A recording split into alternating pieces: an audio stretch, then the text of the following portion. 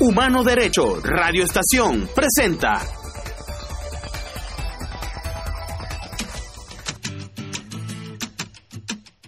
Hola, hola, ¿qué tal? Bienvenido una vez más aquí a Justo al Punto, un espacio sin censura donde promovemos el periodismo sin maquillaje.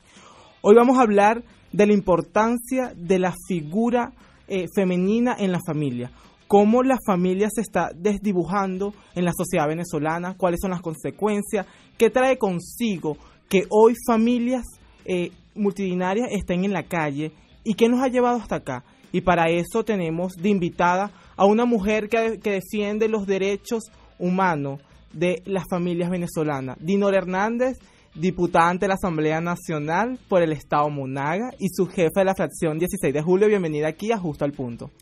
Justo, un abrazo, saludos cordiales a todas las personas que nos pueden escuchar, y después de esa hermosa presentación que además me identifica, no puedo más que saludar mi presencia en este caso o la invitación que me hacen y agradecer profundamente esta oportunidad que me brindas.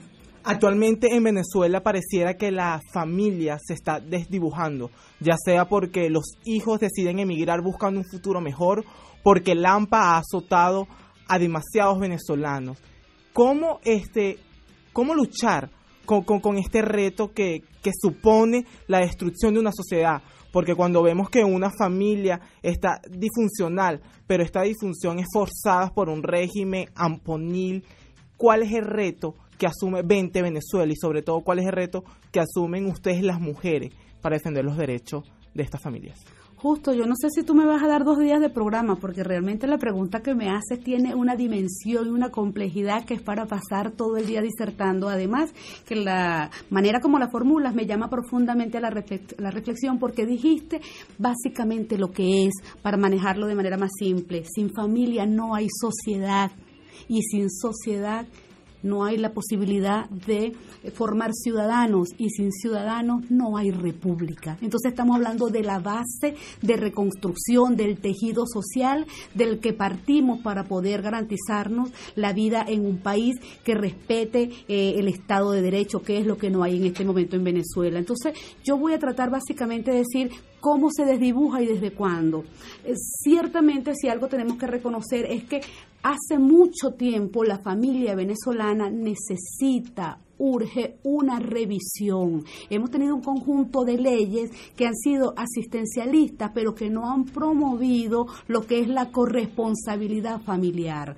Entonces, con la llegada de este gobierno o régimen, narcogobierno que está aliado con mafias, que busca solamente la destrucción de la república, no tenían mejor cosa que hacer que empezar por la destrucción de la familia venezolana. Quizá pocas personas en Venezuela conozcan que existe una ley de protección a la familia que desarrolla, por supuesto, el precepto constitucional establecido en el título 3, capítulo 5 de la Constitución Nacional. Habla de los derechos de la familia, y yo me pregunto en este momento, y no es por contrastar lo que tú me dices, porque sé que esperas de mí soluciones y no preguntas, ¿de qué manera está siendo protegida la familia venezolana? La pregunta es retórica: de ninguna. La familia se ha fracturado aún más, y lo que tú señalas es correcto. La diáspora venezolana, esos jóvenes que se han ido, entiendo que no es buena idea hablar de uno mismo, pero como yo, nada humano me es ajeno y soy venezolana, yo debo decir que de mi familia han emigrado 9 jóvenes a distintos destinos del mundo, jóvenes que jamás pensaron en viajar, porque somos gente pues humilde, gente de estrato social que no es adinerado, gente que no se montó en avión para viajar. Pues mi familia está fuera con sus hijitos pequeños, otros solamente jóvenes, buscando un futuro que le niega este país. Bueno, allí se ven afectada la consolidación de la familia, porque sufre doblemente, sufre al no tener a su familiar cerca, pero también sufre el que está fuera del país, porque existe algo que se llama el duelo migratorio. Ese joven, al no estar aquí, también está sufriendo. Recientemente, y perdóname nuevamente que refiera a un tema personal, muere un muchacho, digo muchacho pues porque yo soy mucho mayor que él, de 40 años, 44 años, en una carretera de Cagua, que manejaba una gandola CLAC. Esa gandola es volcada, esa gandola es saqueada, eso fue de madrugada, se le robaron sus pertenencias, perdió todo. Ese muchacho era mi primo hermano. Okay. vemos cómo la situación país la ha afectado directamente. Pero, Dinora, cuando hablamos de familia no solo hablamos de ese parentesco sanguíneo, sino también nosotros decidimos quién es nuestra familia y empieza por la unión principalmente. Actualmente la oposición se dice que está dividida. ¿Cómo confiar en una oposición donde se llamaba unidad, donde se veía como una gran familia que defendía los objetivos en Venezuela, pero que hoy está también dividida? También esto es causa del gobierno, y cómo confiar. ¿Cuáles son los objetivos de esta gran familia opositora que se encuentra dividida? ¿Cómo confiar en ustedes? Hay que estar muy claro en que la diversidad de criterios, las diferentes opiniones son un hecho natural e individual. Nosotros tenemos que salir de la caja, pensar fuera de la caja, y no somos el hombre masa. Justo no piensa necesariamente como piensa todo el mundo en la emisora, ni todo el mundo en la cuadra, ni todo el mundo en la urbanización. Piensa como Justo porque es un muchacho formado con criterios y valores. Sin embargo, cuando Justo consigue principios y valores que le hablan y que se alinean con lo que él piensa, allí puede construir una unidad. Entonces, la gran familia que ha significado la unidad venezolana fue una familia netamente electoral que se alió para hacer una estructura, digamos, valga la redundancia, electoral para conquistar unos curules. Allí ciertamente coexisten diferentes partidos, y qué bueno que me haces la pregunta, porque eran 15 organizaciones políticas que hacían vida dentro de la MUC. Mi pregunta es entonces, ¿por qué si son 15 aparecen 4 representando a la MUC? Ahí está la primera razón de la división, porque 4 partidos pretendieron representar inconsultamente además a la totalidad de los que decían representados. Ok, usted habla de esta división, pero ¿cómo esta división ha afectado principalmente a esta nueva fracción 16 de julio? Porque pareciera que esta fracción 16 de julio no tiene una fuerza política, según algunos especialistas o algunos voceros de Primero Justicia, Voluntad Popular, Acción Democrática. ¿Cómo ustedes enfrentar grandes retos? Y también la pregunta es, ¿en la Mesa de la Unidad habían 15 objetivos o había un objetivo claro en principio? Porque claro, cuando el objetivo fue electoral había un objetivo. El objetivo electoral era tomar la Asamblea Nacional, conquistar algunos escaños, y lo logramos en unidad. Y sin embargo, puertas adentro, pues yo pudiera en un programa especial comentar que no fue fácil. Por ejemplo, Dinora Hernández fue removida de la maqueta electoral 5 días antes que se hicieran las elecciones, mediante un recurso que accionó la misma Mesa de la Unidad, siendo yo parte de ella, siendo parte de un partido, pero que sencillamente no prosperó, y por otras razones soy parlamentaria en este momento. No obstante, la fracción 16 de julio, no, más allá de lo que digan los especialistas, que muchos de ellos lo hacen con conocimientos académicos, pero otros lo hacen porque sencillamente son operadores políticos de otros sectores que les conviene desprestigiar lo que es una línea de pensamiento, no podemos olvidar que a lo largo de la historia de la humanidad siempre han existido plumas que se han prostituido en beneficio de un objetivo que les es común. Me da mucha pena decirlo, pero ¿y qué pasó con el intelecto y la academia del doctor Escarrá? Pues así es. Escribió tanto para la oposición como para el gobierno. Justo, permíteme que siga un segundito para aterrizar a la pregunta. La mesa, la fracción 16 de julio, no somos 20, 30, 40, y quizás allí miden el peso político, pero la fracción 16 de julio es una línea de pensamiento distinta en el seno de la Asamblea Nacional, que acordó de manera gallarda, corajuda, aun que nos costara el desprecio de nuestros propios compañeros, recordarles que hubo un mandato del 16 de julio donde 7.6 millones de venezolanos refrendamos el desconocimiento a la Asamblea Nacional Constituyente, pedirle a los funcionarios públicos que sencillamente se manifestaran a favor de la Constitución, eso incluía la FAN, y pedirle a los miembros del CNE que dieran unas condiciones y garantías para poder votar. La fracción 16 de julio no hizo nada distinto a lo que refrendaron 7.6 millones y a los 3 acuerdos que se proclamaron dentro de la misma Asamblea Nacional. Lamentablemente a los compañeritos parece que no les gusta que les recuerden que se produjeron algunos acuerdos y ellos mismos violaron los propios acuerdos que produjeron. La fracción 16 de julio cómo ha convivido dentro de la Asamblea Nacional, porque eso sí me interesa. ¿Qué le ha dicho Julio Borges? ¿Qué le ha dicho Ramos Ayub? ¿Qué le ha dicho estos voceros importantes de estos partidos? ¿Han buscado de sentarse con ustedes, a decirle cálmense, vamos a buscar un objetivo claro, no muestren divisiones? Porque los tildan de malditos liberales. Entonces, luego de la pausa, me vas a contestarle esto. Y aquí en Justo al Punto. Estoy cansada ya de ver esa noticia y el periódico de ayer que sigue igual. Pintan una realidad que desconozco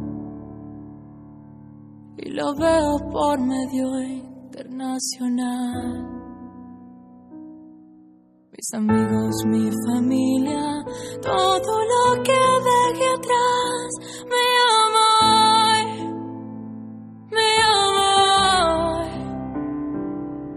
Los recuerdos de mi tierra, esos que no puedo olvidar, y esa canción me grita hoy que quiero libertad, deseo libertad.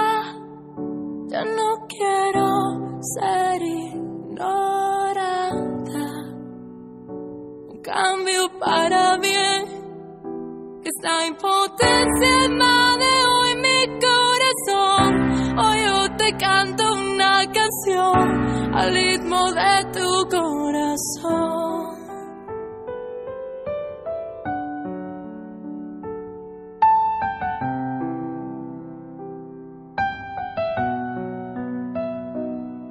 Que María no consigue medicinas y que tiene poco tiempo que esperar. Y los niños buscan entre la basura, en las obras esa hambre que saciar. Sus amigos, sus familias, estresados buscan hoy la solución, la solución. Desesperados se unen, todos en una oración, piden a Dios la salvación. Que quiero libertad, deseo libertad. Ya no quiero ser ignorada. Un cambio para bien. Que esta impotencia invade hoy mi corazón. Hoy yo te canto una canción al ritmo de tu corazón.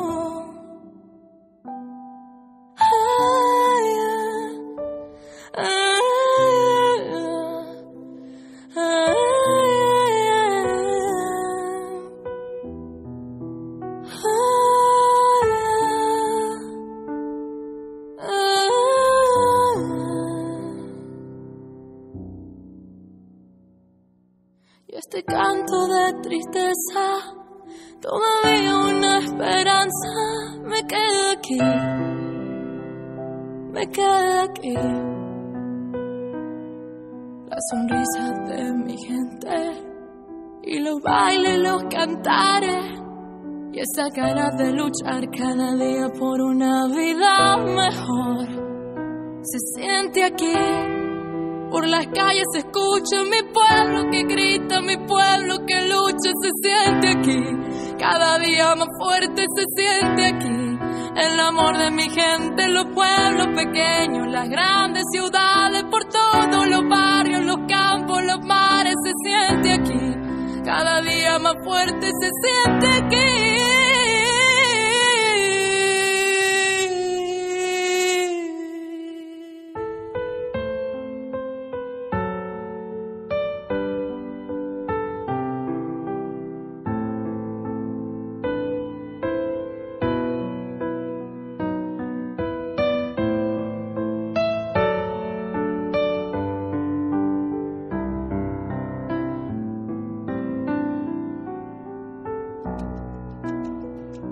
Y estamos de vuelta aquí en Justo al Punto por Humano Derecho, Radio Estación, con la diputada en la Asamblea Nacional, Dinora Hernández.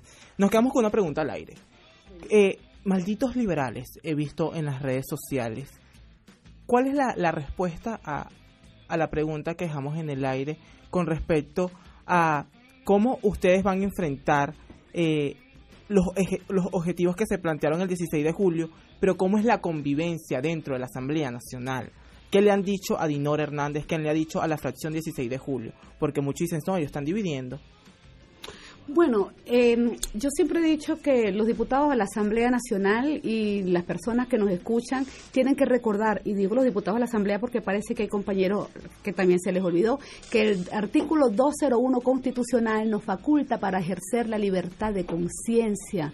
Y en la lectura del diagnóstico país, cuando no se empezaron a dar respuestas, cuando la Asamblea empezó a arrinconar y cuando los compañeros desconocieron el mandato del 16 de julio, la fracción 16 de julio se levantó como una fracción más de las tantas que existen en la Asamblea Nacional. Recordemos que tenemos la fracción de Primero Justicia, de Un Nuevo Tiempo, de Voluntad Popular, la Causa R. Bueno, así la fracción 16 de julio, un grupo de diputados de partidos minoritarios se unieron para hacer esa fracción. Pareciera pues que los que propician, promulgan y decretan la democracia no son capaces de reconocer que pudiera haber una fracción distinta a ellos. Entonces, inicialmente nosotros somos una fracción unitaria.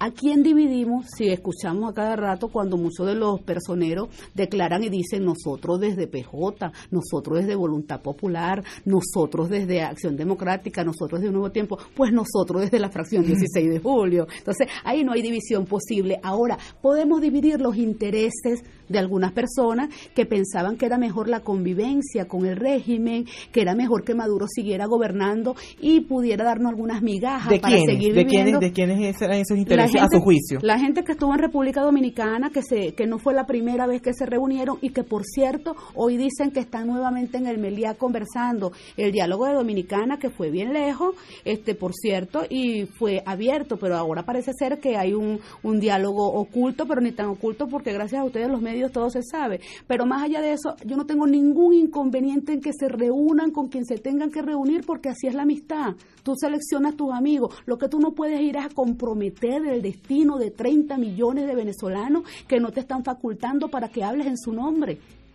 A eso me refiero. ¿Cómo nos han tratado? Recuerdo que en las primeras de cambio pedí un derecho de palabra al anterior jefe de fracción y me decía, pero bueno, por cierto, la primera vez que se nos negó el derecho de palabra, hubo censura entonces. Sí, lo pasillaneé, lo busqué en los pasillos, le pregunté, necesitamos un derecho de palabra, sí, ya me enteré por las redes, y yo le dije, de la misma manera que nos enteramos nosotros que ustedes iban a Dominicana y que estaban dialogando por las redes, y se lo tuve que pedir en redes en virtud de que no nos recibían, o sencillamente como la asamblea es tan grande, no dicen el salón donde están. Pues sencillamente esa persona en esa oportunidad me dijo, pero si son unidad ustedes, y yo solamente le contesté, ¿y ustedes si son oposición? ¿Quién le dijo eso el nombre? Ese fue el diputado Stalin, era el antiguo jefe de la fracción. Allí sin lugar a dudas fue la persona que en nombre me imagino la bancada de los partidos del G4 nos negó el derecho de palabra, craso error, porque sencillamente cuando venían los diputados, recuerdo, disidentes del oficialismo, ellos le hicieron hasta un recibimiento en la Asamblea Nacional diciendo que se incorporaban algunos diputados de la disidencia del chavismo, y esa gente no venía a hacer mesa de la unidad, venía a ejercer su derecho parlamentario y a hacer una fracción más. Entonces, mientras que ellos fueron recibidos con aplausos porque se separaban del chavismo, nosotros sencillamente fuimos recibidos, o no fuimos recibidos, fuimos apartados, porque sencillamente recordamos una posición que ellos juraron defender, que era aquella de Venezuela quiere cambio, y que lamentablemente no se logró, sino que en el diálogo se estaba proponiendo la connivencia y no el cambio que tanto proponía el 22 de abril, una fecha que sin duda es incertidumbre para Venezuela. ¿Qué va a pasar? No el 22, sino el 23. ¿Cómo se prepara la fracción 16 de julio? Porque muchos dicen que la elección se va a llevar a cabo, que va a haber un presidente, pero ¿qué presidente va a haber? Entonces me gustaría, ¿qué va a ser la fracción 16 de julio el día 23? Justo, yo debo decirte, ¿o qué va a ser el día 21? Porque yo debo decirte primero que la fracción 16 de julio ya está haciendo. La fracción 16 de julio, insisto, pero va a haber elecciones. Aboga para que se reivindique la bandera que se levantó y que se refrendó por la única consulta válida de Venezuela, que fue la de 7.6 millones de venezolanos, que fue sencillamente el desconocimiento está en la Asamblea Nacional Constituyente. Si se desconoce la Asamblea Nacional Constituyente, se tenían que desconocer todas las convocatorias y los actos que emanaran de esta. La elección del 22, sabemos que, yo decía esta mañana, pues que estamos como en Alicia en el País de la Maravilla. Esta es no una elección, esta es la no elección. El voto en este momento no elige. No nos sorprende que tengan algunos candidatos inscritos, porque en Venezuela siempre, lamentablemente, el gobierno ha tratado de lograr acólitos o colaboradores para que sencillamente su juego se materialice, pero también sabemos que los candidatos presidenciales, y no quiero descalificarlo a ellos como personas, sino por sus acciones, en este momento no legitiman, no le dan al gobierno lo que ellos quieren, que es la legitimidad. El gobierno tuvo legitimidad de origen porque fue votado. El día 22 de abril va a perder la legitimidad ya también de origen porque ya perdió la de desempeño. Ganó por voto, pero no se comportó como demócrata. Ya le falta el día 22 para que se ponga al margen de los gobiernos democráticos del mundo. Ya estaría siendo un gobierno ratificado que además, me imagino, se va a juramentar ante una fraudulenta ANC. ¿Qué está haciendo la fracción 16 de julio desde ya? Desde el día que levantó su bandera y que dijo desde la Asamblea Nacional que iba a apoyar a esta Asamblea Nacional solamente en los actos que fuera cónsonos con el bienestar del país y no con el bienestar del gobierno. Desde ese día estamos denunciando ante el mundo. Tenemos al doctor Ledesma recorriendo el mundo, tenemos la plataforma Soy Venezuela formando e informando ciudadanos, tenemos a nuestra buena amiga María Corina Machado alertando, denunciando y diciendo, y tenemos la voz en el Parlamento para fijar posición ante el mundo, que todo lo que se avale y que vaya en detrimento de la sociedad venezolana y que vaya en reconocimiento de este gobierno, pues para nosotros va a ser un acto nulo, de toda nulidad, y así lo denunciamos. Estamos sentando sencillamente un precedente porque la fracción 16 de julio, al igual, y en esto dejo fe del resto de las fracciones de la Asamblea Nacional, somos demócratas y sí queremos elecciones, que no tenemos una línea abstencionista, solamente que queremos un voto que elija, y hoy en Venezuela el voto no elige. Usted está hablando de voces, tener voces. También llamaron a elecciones parlamentarias. En el momento en que se elija otro diputado, ¿qué va a pasar con ustedes que están alzando la voz? Hay algo bien interesante, y yo venía diciéndote al principio del programa, yo puedo dejar de ser diputada y estoy preparada para ello. Lo que no voy a dejar de ser nunca es ciudadana, y todo ciudadano venezolano tiene el deber de velar por la restitución de la democracia en el país, porque es el sistema que reconoce la Constitución Nacional en el artículo 2, en el que juramos vivir, consagramos, que es un Estado de libertades, de social y de derecho. Pero, sin embargo, ¿qué va a pasar? Pues vamos a dejar que el gobierno sencillamente siga haciendo, porque tú decías algo bien importante, van a haber posiblemente elecciones si la quiere el gobierno, pero es el gobierno que se está poniendo al margen de la sociedad. Nosotros vamos a ser diputados a la Asamblea Nacional, así sea en la clandestinidad, así sea a la par de otro parapeto constitucional que el Ejecutivo se dé a sí mismo para legitimarse en una especie de yo con yo. Nosotros estamos claros que somos el único poder legítimo en Venezuela y que estamos hasta el 2021, le gusta el gobierno, no, tendrá que explicarle al mundo, porque en Venezuela ya todos sabemos quiénes son, aunque entiendo que la comunidad internacional, gran parte de ella, también entendió cuál era la jugada del gobierno. Si llegan a haber condiciones para unas elecciones presidenciales, ¿quién sería el candidato de la fracción 16 de julio? Inicialmente lo que tenemos que decir es que tenemos que definir cuáles son las condiciones, porque para mí el derecho a la vida, para mí el alimento, para mí la medicina también es una condición, no solamente cambiarle la cara a unos rectores en un reparto burocrático y automatizar un sistema. Eso sería parte de lo que necesitamos para garantizar el voto, pero condiciones es sencillamente que el pueblo viva bien. En ese momento, entonces, nosotros estaremos evaluando los mejores hombres y mujeres, los mejores nombres, y sobre todo estaremos evaluando la coherencia de cada uno de los actores políticos que en el país han podido mantener su palabra y su dignidad desde el principio hasta el final, porque necesitamos un rescate moral y ético para salir de esta quiebra moral del país. Necesitamos gente comprometida, que el espíritu venezolano, el amor por su patria, el amor por su gente lo trascienda, y además que respete al individuo como individuo y que no lo convierta en el hombre masa, porque muchas muchas veces lo que uno necesita no es lo que necesita todo. Condiciones para vivir, tenemos nombre, estamos evaluando, no es el momento, en su momento lo diremos. Estas familias que necesitan una mano amiga, que se desdibujan en Venezuela, ¿cómo hacen para llegar a hacerle denuncia a usted, diputada? ¿Cómo la contactan? ¿Las redes sociales, número telefónico, email? Sí, nosotros en las redes estamos como Dinora Hernández, @Dinora Hernández por el Facebook, por el Twitter. Pertenezco a la plataforma orgullosamente de Soy Venezuela, pertenezco al partido 20 Venezuela, un partido que no se doblega y que mantiene la dignidad. En la Asamblea Nacional estoy en la Subcomisión de Protección Especial a la Familia, allá me pueden encontrar, y sobre todo la familia venezolana, sí vamos a tenderle una mano amiga, pero yo invito a la familia venezolana a mirar hacia adentro y a proteger a sus propios miembros ante esta fuerte crisis que nos está pasando. La familia tiene que unirse, tiene que amalgamarse y tiene que saber que debe protegerse por encima de todas las circunstancias para que esta crisis emocional no nos rebase. Estamos llegando al final del bloque con usted, diputada, y me gustaría que me contestara, porque me parece algo curioso que 20 Venezuela defiende el derecho de la mujer, porque me parece a mi consideración que en la Asamblea la figura femenina está siendo menospreciada y que ustedes de una u otra manera andan buscando que ésta tenga la importancia. Entonces, quizás por eso usted hablaba de que la ley orgánica creada para defender a la mujer era un irrespeto actualmente en Venezuela. Bueno, yo tengo una posición bien firme allí.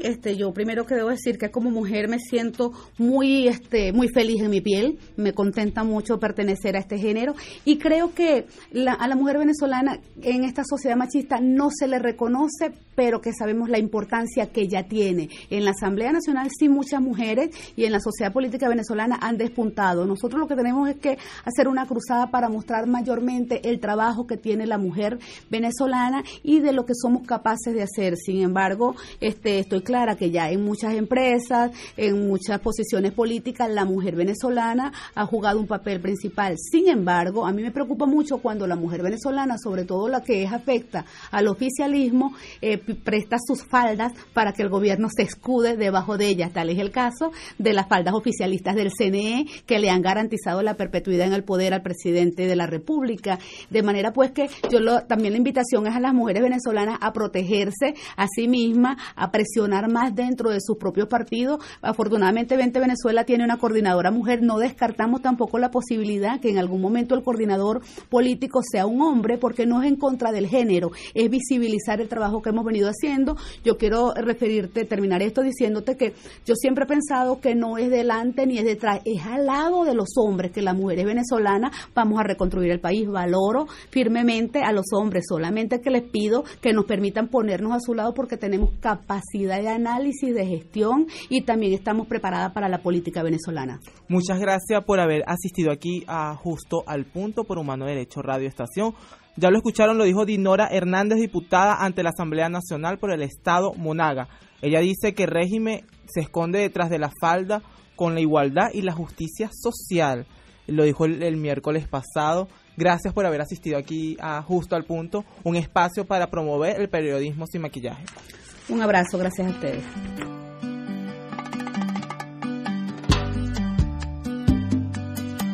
Por estas calles la compasión ya no aparece y la piedad hace rato que se fue de viaje. Cuando se iba la perseguía la policía. Oye, conciencia, mejor te escondes con la paciencia. Por ningún lado se encuentran rastros de valentía. Quienes la vieron dicen que estaba pálida y fría. Se daba cuenta que estaba sola y sin compañía, y cada vez que asomaba el rostro se le reía. Por eso cuídate de las esquinas, no te distraigas cuando caminas, que para cuidarte yo solo tengo esta vida mía. Por eso cuídate de las esquinas,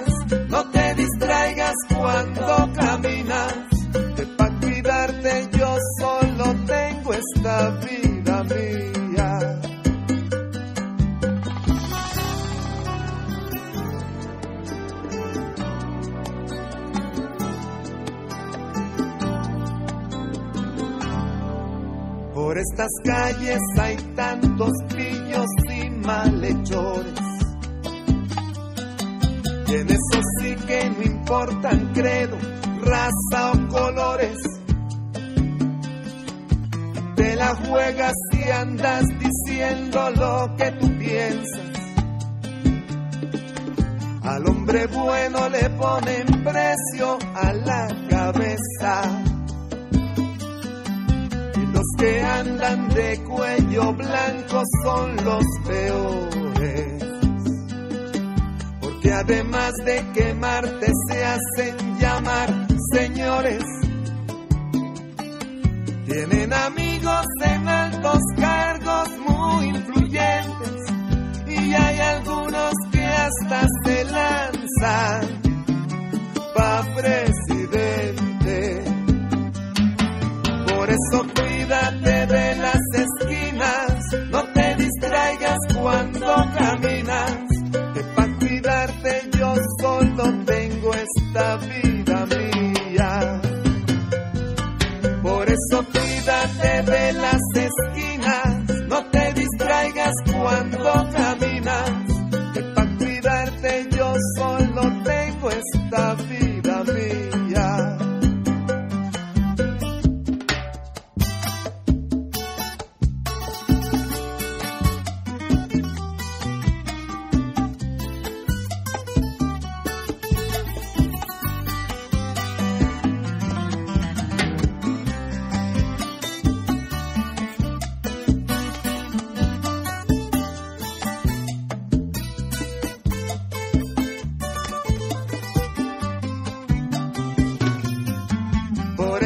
Cuídate de las esquinas, no te distraigas cuando caminas, que pa' cuidarte yo solo tengo esta vida mía. Por eso cuídate de las esquinas, no te distraigas cuando caminas, que pa' cuidarte yo solo tengo esta vida mía.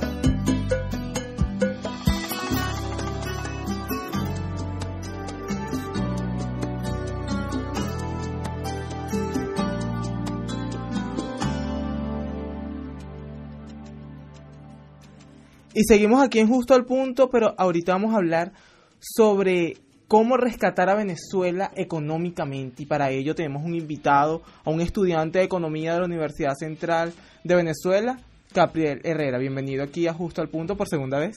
Muchas gracias, Justo, así es. ¿Cómo salvar a Venezuela en un contexto donde no hay comida? En un contexto donde el Estado con su mano peluda ha acabado con la empresa privada. ¿Es posible que Venezuela vuelva a ser próspera? Es la primera pregunta que quiero hacer. Bueno, yo comenzaría hablando, y gracias por la pregunta, sobre un pequeño análisis de lo que ha sido la economía venezolana a lo largo de la historia. Rápidamente, si vemos el régimen de Juan Vicente Gómez, es donde hay que empezar a hablar de economía, porque es donde empieza la explotación de petróleo en Venezuela. Okay. Y si tú hablas de economía en Venezuela y no hablas de petróleo, no hablas de nada.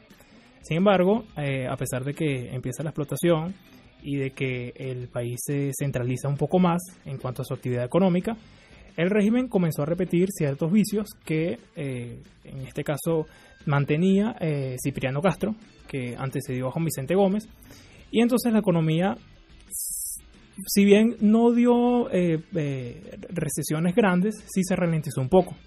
Cuando acaba el régimen de Juan Vicente Gómez, llega lo que se llama el Estado modernizador, con los miembros de la Junta Militar, con la gente de la nueva milicia venezolana, y comienzan a generar una serie de políticas o a aplicar una serie de políticas que, en mi opinión, comienzan a destruir lo que es la economía venezolana, ¿sí?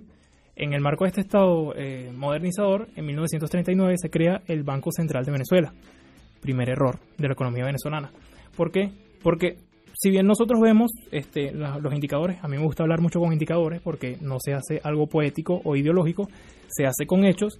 Vemos que los ingresos fiscales que comenzó a rescatar el Banco Central de Venezuela en su creación en el año 39, en 1940, pasaron de la gente que tributaba 214 millones de bolívares con 114 millones de bolívares de la gente que no tributaba, lo que se calculaba que se podría generar en la recaudación de Venezuela, a 752 millones de bolívares en 1947, tan solo 7 años luego, de gente que tributaba, y 510 millones de bolívares de gente que no tributaba. Vemos que la economía venezolana tiene un crecimiento sostenido con estas tributaciones. Sin embargo, ¿qué es lo que hace el Banco Central? Y eso lo decía David Torrijos. David Torrijos fue director de políticas públicas del Ministerio de Economía y Finanzas de Panamá. No estamos hablando de alguien que hable tal vez ideológicamente, sino de alguien que fue miembro de un gobierno. En Panamá no existe Banco Central, no existe lo que se llama el monopolio de la moneda en un país, no existe moneda en curso legal desde que se implementó en su constitución en 1904. Es decir, la moneda que tú utilices y que sea aceptada por el público, por supuesto, es la que tú puedes utilizar para, valga la redundancia, las actividades económicas en Panamá. Panamá, con este marco jurídico que ha tenido, ha logrado desde 1970 el primer o segundo puesto siempre en el índice del Instituto Fraser de fortaleza monetaria. Es decir, es una de las economías más estables de América Latina. Para tener fortaleza, tiene estabilidad. Ok, entonces tú supones que debiéramos empezar por eliminar el Banco Central de Venezuela para rescatar la economía venezolana. Por supuesto que sí. Y es un punto de vista que no es popular, ¿sí? Hablando ya un poco de términos ideológicos, hay muchos autores que aseguran que la religión actual en la sociedad es el estatismo. La gente piensa que un país sin banco central es una locura, pero como decía Javier Milei, un economista argentino al que sigo mucho, la locura es tener banco central. Es que el Banco Central aumentó la inflación en Venezuela de una manera que no se había visto en los años previos a la existencia del Banco Central. Al final, es más el daño que hace la existencia del monopolio de la moneda y más de esta moneda devaluada. Cuando lleguemos a los tiempos modernos o a los tiempos contemporáneos, vamos a ver qué tan dañino ha sido que la que haría un sistema de libertad monetaria. Actualmente la familia venezolana se ha visto afectada con todo este contexto, no solo político, sino también económico, muy importante, porque el hambre está acabando con ellos. ¿Cómo preparar a una familia? ¿Cómo hacerle entender de que primero el Banco Central debe desaparecer? Segundo, que los subsidios no deben estar como se supone que el régimen de Nicolás Maduro lo está llevando a cabo. ¿Cómo económicamente, académicamente se le dice a esta persona, mira, el Banco Central lo eliminamos y no generar incertidumbre en ellos? Bien, bueno, yo creo que parte importante es enseñar la historia, porque ya hemos vivido errores que no tenemos que repetir. Este control por parte del Estado siguió y se incrementó, no solo fue el 39 con la creación del Banco Central, sino que el 18 de febrero de 1983 se dio lo que se conoce como el Viernes Negro. Y allí fue cuando la economía se quebró por completo, según señalan los historiadores, ¿correcto? Antes de esto había una gran intervención estatal con el primer gobierno de Carlos Andrés Pérez, que puso a Venezuela en una situación que se conoció como la Venezuela Saudita. O sea, había un exceso de subsidios y luego de toda la inversión que realizaban con estos subsidios, sí, valga la redundancia, Venezuela llegó a niveles de renta bastante altos, pero que eran ficticios. Okay. Eran realizados con la intervención de los estados. Esos niveles se mantenían con endeudamiento, se mantenían con creación inorgánica, en este caso, de dinero, de una cantidad de dólares que no beneficiaban al superávit de la economía. El superávit es cuando los ingresos de la nación superan a los egresos. Esto se fue degenerando hasta que en el año 83 se tuvo que aplicar, según la ideología del momento, un control de cambios para detener la fuga de capitales que se iba generando ante esta situación que quebró, cuando ya no se podía endeudar más el país, y con la devaluación subsecuente que vino, se impone un control de cambio para devaluar la moneda, para tener más bolívares por dólar. La economía comenzó a quebrar porque no se podían... Ok, pero para hablar un poco de la actualidad, Venezuela podría vivir lo que muchos llaman un estallido social como fue el Caracazo, o como otros lo llaman, que esto fue el Caracazo fue una confabulación del comandante Chávez y otros sectores, pero me lo vas a responder luego de la pausa para hablar sobre un poco del Caracazo y cómo esto puede estar en la actualidad venezolana aquí en Justo al Punto por Humano Derecho Radio Estación.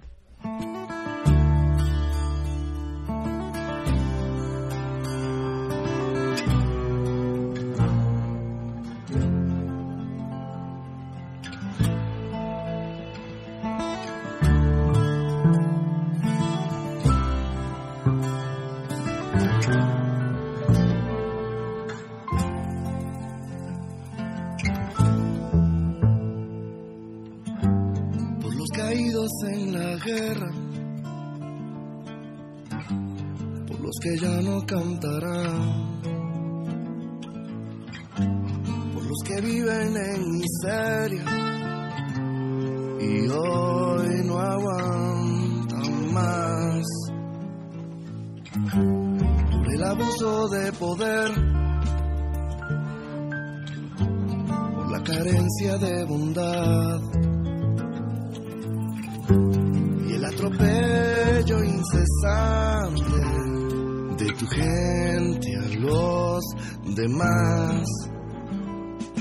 Libertad,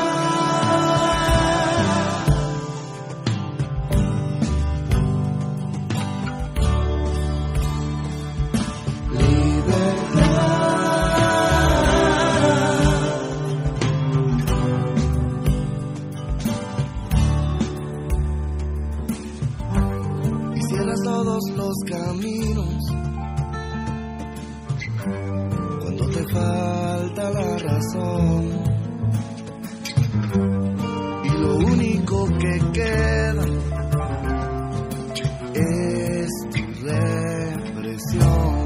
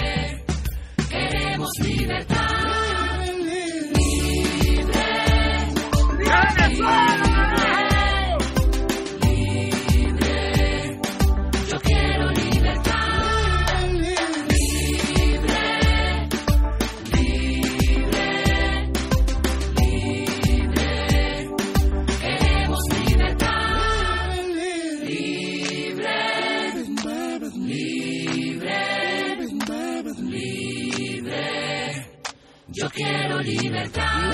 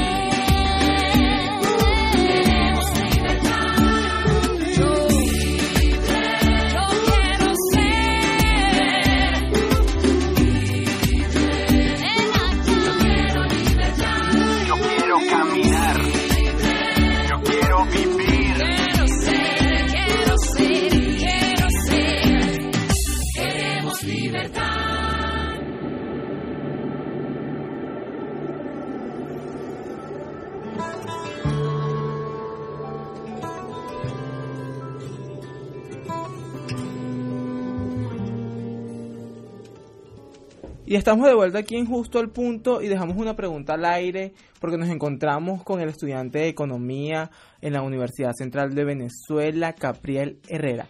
Capriel, hablábamos si en Venezuela pudiera ocurrir un estallido social como el Caracazo y que trae consigo que se vuelva a producir algo como este, teniendo en cuenta también que muchos especialistas dicen que esto fue un estallido social por unas medidas económicas que se estaban implementando, pero además otros dicen que esto fue una alianza estratégica del fallecido Hugo Chávez con factores que estaban en contra de las políticas que se estaban llevando a cabo y que querían intervención y que proponen intervención del Estado como la figura principal para dirigir un país.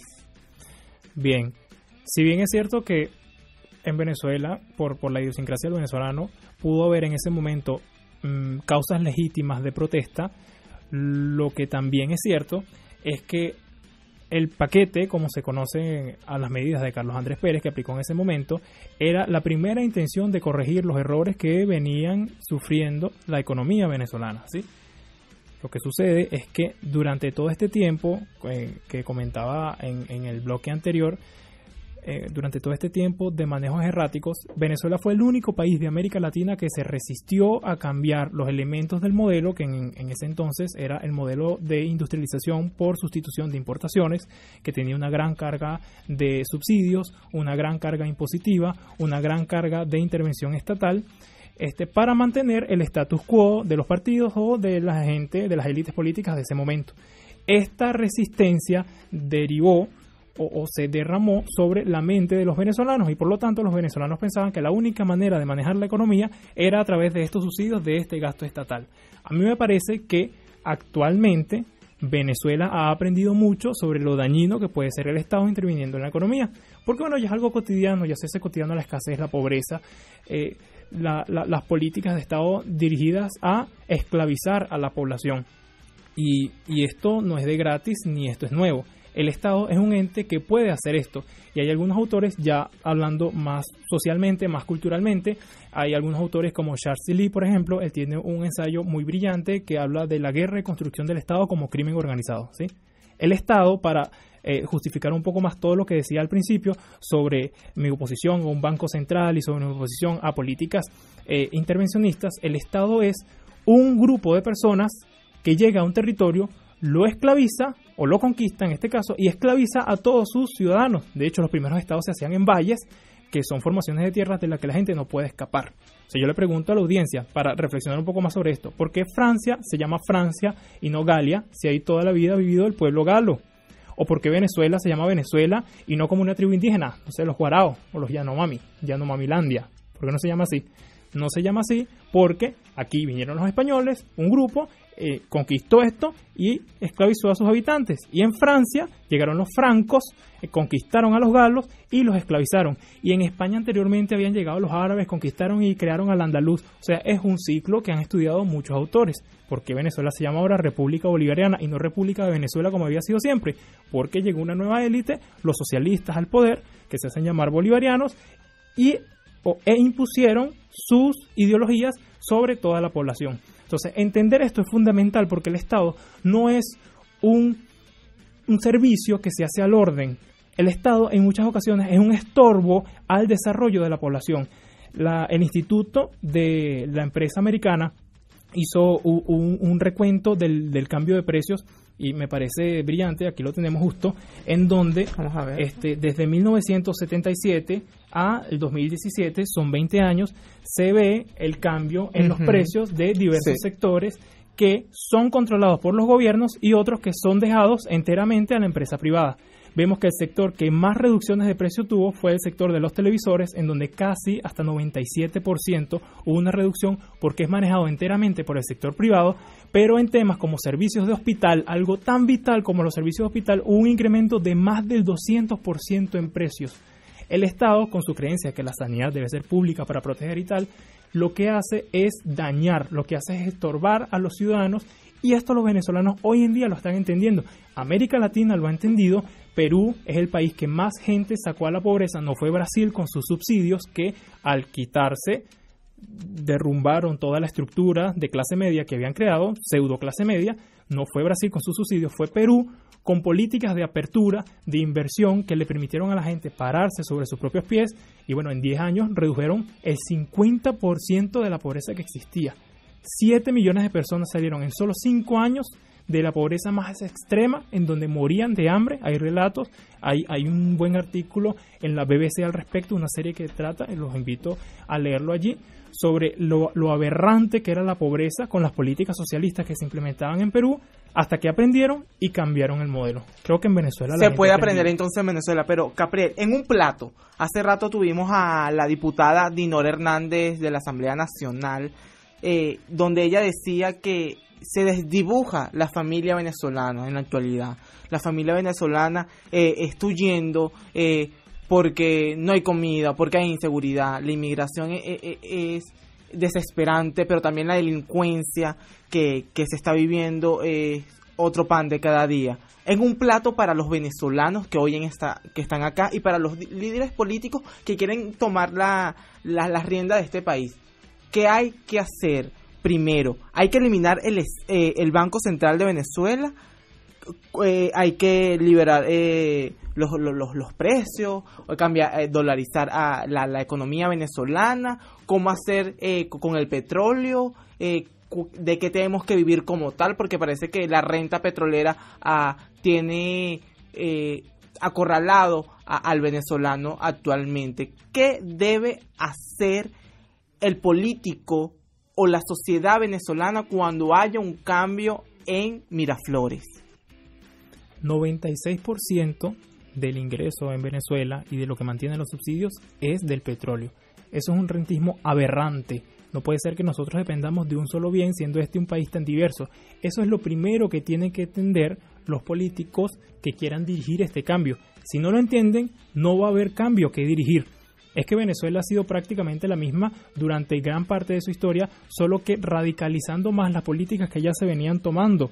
Y esto tiene que corregirse, tiene que haber una conciencia de que ya no se pueden seguir repitiendo los mismos errores y de que se tienen que aplicar. ¿Pero cómo se hace? ¿Eliminamos el banco?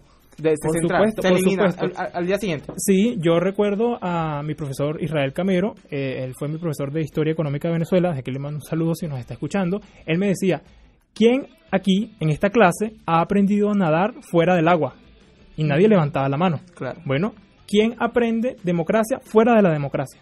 Es con democracia que se aprende. ¿Quién aprende de libertad económica fuera de la libertad económica? Es con libertad económica que se aprende, que la gente empieza a organizarse, que se preocupa más por producir que por no producir. Fíjate que en 1980 Venezuela era tan rica como Noruega. Noruega, que es uno de los países míticos en la actualidad, en donde mayor producción de bienes y servicios existen. ¿Qué pasó? ¿Los noruegos son extraterrestres que nos superaron? No.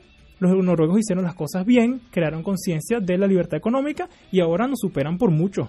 Pero Venezuela sí puede ser viable económicamente o simplemente va a seguir así por años, porque mucha gente dice, no, económicamente se pueden recuperar en 3, 5, 10 años.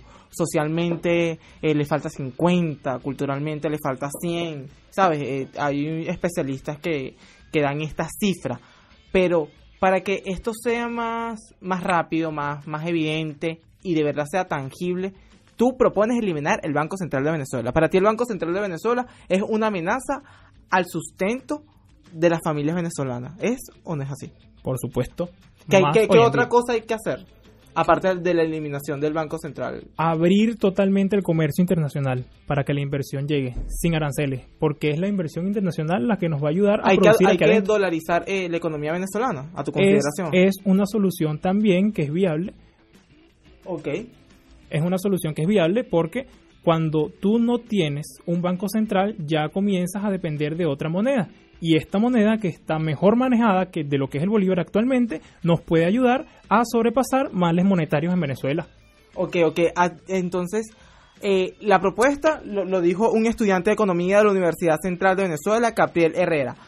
Lo primero que hay que hacer, políticos que quieren llegar a Miraflores, es eliminar el Banco Central de Venezuela. Hemos llegado al final del programa, un programa hoy con 2 entrevistados, un programa álgido para la distribución de los tiempos. Gracias por haber asistido aquí. Si rapidito me das tus redes sociales. Sí, en Facebook estoy como Capriel Herrera, mi nombre, soy muy activo allí, pragmáticamente, ideológicamente me pueden seguir para rescatar a Venezuela. Así es, llegamos al final de Justo al Punto por Humano Derecho Radio Estación. Recuerden que nos pueden escuchar el sábado a las 8 de la noche la reposición de este programa. Seguirme en mis redes sociales, @justo_navarro_j, y la del programa @justo al punto _radio, y la de la radio @humano derecho. Fue un placer haber estado una vez más con ustedes en un espacio sin censura, promoviendo el periodismo sin maquillaje. En la coordinación general, Rodolfo Montes de Oca. Producción general, Indira López. Asistencia de producción, María Victoria Giannini y María Fernanda Morales. Edición y montaje, Melanie Aponte y Héctor Meneses. Musicalización, Melanie Aponte. Quien les habló, Justo Navarro.